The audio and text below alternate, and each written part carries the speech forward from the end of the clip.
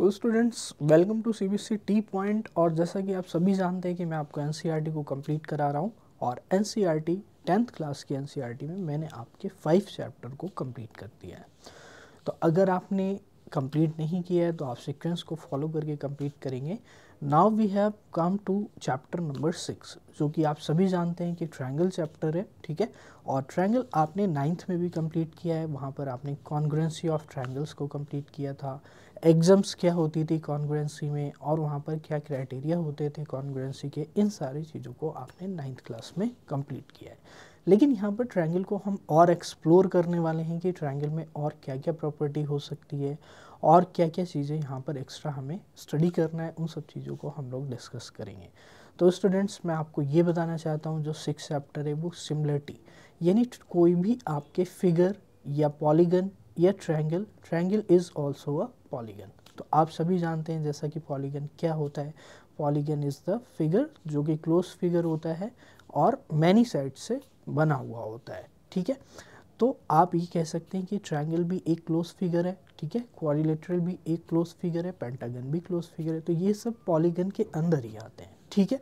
तो यहाँ पर स्टूडेंट्स पॉलीगन या कोई भी ट्रायंगल सिमिलर तभी हो सकता है जब वहाँ पर एक सर्टेन क्राइटेरिया फॉलो होता है। तो जैसे आपने कॉन्ग्रुएंसी के क्राइटेरिया को स्टडी किया था वैसे ही यहाँ पर आपको सिमिलरिटी के क्राइटेरिया को स्टडी करना है। तो सबसे पहले हम इंट्रोडक्शन क्लास करेंगे यानी 6.1 एक्सरसाइज के लिए, जो कि बहुत ही सिंपल सी एक्सरसाइज है। तो उसके लिए आपको कॉन्सेप्ट्स को 10 मिनट्स स्टडी करना है, उसके बाद फिर आप एक्सरसाइज को अटेम्प्ट कर सकते हैं। तो ये कॉन्सेप्ट वीडियो है, एक्सरसाइज वीडियो आपको अलग से मिलेगी। तो यहाँ पर कॉन्सेप्ट्स हम लोग कंप्लीट करने वाले हैं। 6.1 के पहले कोई भी एग्जाम्पल नहीं है, तो एग्जाम्पल हम लोग स्टार्ट करेंगे 6.2 से। तो 6.2 की वीडियो जो होगी उसमें आपको कॉन्सेप्ट्स और साथ के साथ एग्जाम्पल और 6.2 की एक्सरसाइज आपको सेपरेट मिल जाएगी। तो इस तरह से अगर आप सीक्वेंस को फॉलो करेंगे तो डेफिनेटली आपको यहाँ पर कोई भी दिक्कत नहीं होगी। तो आइए देखते हैं कॉन्सेप्ट्स में हमें क्या क्या स्टडी करना है। इसके लिए बहुत ही सिंपल सी चीज़ है, आइए एक एक करके हम लोग स्टार्ट करते हैं। तो आइए बच्चों सबसे पहले हम लोग देखते हैं कि you are familiar with triangles and many of their properties from earlier classes. In class 9th you have studied congruence of triangles. जैसा कि आपको बताया मैंने, recall that two figure are said to be congruent if they have the same shape and same size. तो congruent तभी होते हैं जब उनके शेप एंड साइज भी क्या हो, सेम हो, यानी वो एक दूसरे को जब हम उनको एक दूसरे को हम कवर कर सकें, ठीक है। दो ट्रायंगल तभी कॉन्ग्रुएंट होते थे। तो उनका शेप भी सेम होना चाहिए, यानी ट्रायंगल है तो ट्रायंगल ही होना चाहिए, और साइज भी क्या होना चाहिए, सेम होना चाहिए। और सिमिलरिटी के लिए भी बच्चों शेप सेम होनी चाहिए, साइज में डिफर, साइज डिफर कर सकता है बट वहाँ पर शेप क्या होना चाहिए, सेम होना चाहिए। तो in this chapter we shall study about those figures which have the same shape but not necessary. तो same shape but not necessarily the same size. Two figures having the same shape and not necessarily the same size are called similar figure.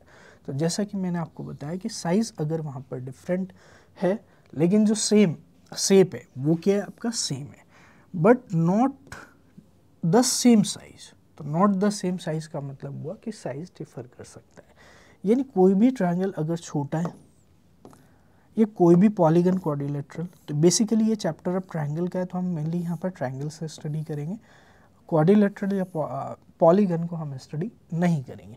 But यहाँ पर एक overview हम देखेंगे 6.1 में। तो दो triangle है, जैसे ये छोटा ट्रायंगल है, बड़ा ट्रायंगल है, तो ये सिमिलर हो सकते हैं अगर सर्टेन चीज़ें यहाँ फॉलो होती हैं।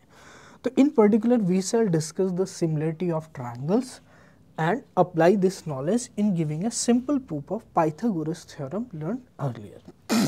तो यहाँ पे सिंपली हमें क्या करना है, सिमिलरिटी ऑफ ट्रायंगल्स को स्टडी करना है, ठीक है, और अप्लाई करना है उस नॉलेज को पाइथागोरस थ्योरम को प्रूफ करने के लिए।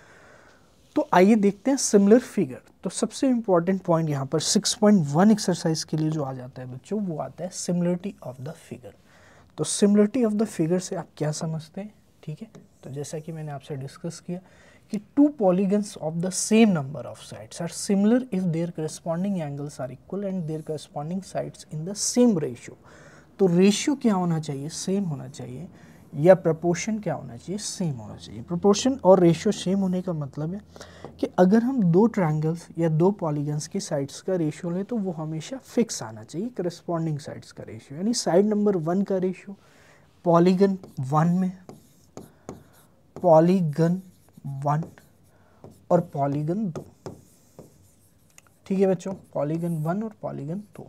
तो इसमें अगर हम साइड 1 लेते हैं और इसकी साइड 1 लेते हैं तो इन दोनों साइड्स की जो वैल्यू होंगी उनका रेशियो क्या आना चाहिए। अगर k आ रहा है तो साइड नंबर 2 और साइड नंबर 2 का भी रेशियो क्या आना चाहिए, साइड नंबर 3, साइड नंबर 3 का भी रेशियो क्या आना चाहिए, क्या आना चाहिए। क्या ये कॉन्सेप्ट आपको क्लियर हो रहा है यहाँ पर।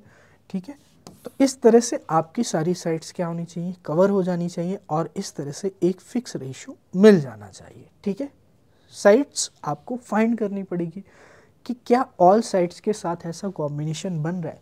जैसे सपोज करिए एक ट्रायंगल ये है, या आप साइड्स के टर्म्स में ले सकते हैं। ठीक है, तो एक ट्रायंगल सपोज करिए ये है और एक ट्रायंगल ये है।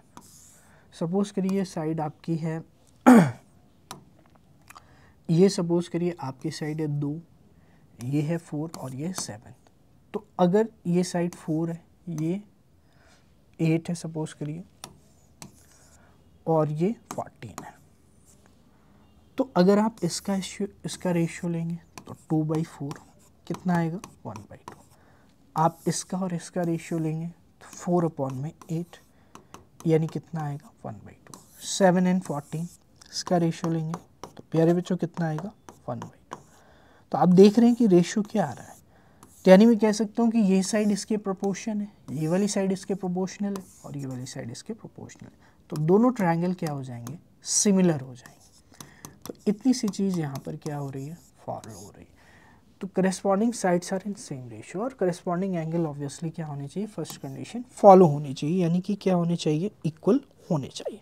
ठीक है स्टूडेंट्स, तो ये चीज़ आपको क्लियर हो गई कि सिमिलर फिगर क्या होते हैं। तो बच्चों 6.1 जो एक्सरसाइज है आपकी इसी पे बेस्ड है, ये इसी कॉन्सेप्ट का यूज़ करना है। तो आई होप ये चीज़ आपको समझ में आई होगी। तो बहुत ही सिंपल सी एक्सरसाइज है, एक्सरसाइज को भी आप जाकर इसी यूट्यूब चैनल पर कंप्लीट कर सकते हैं। ठीक है स्टूडेंट, तो 6.1 के लिए जितनी भी कॉन्सेप्ट्स थे वो मैंने आपको सारे एक्सप्लेन कर दिए हैं। Thank you for watching our video.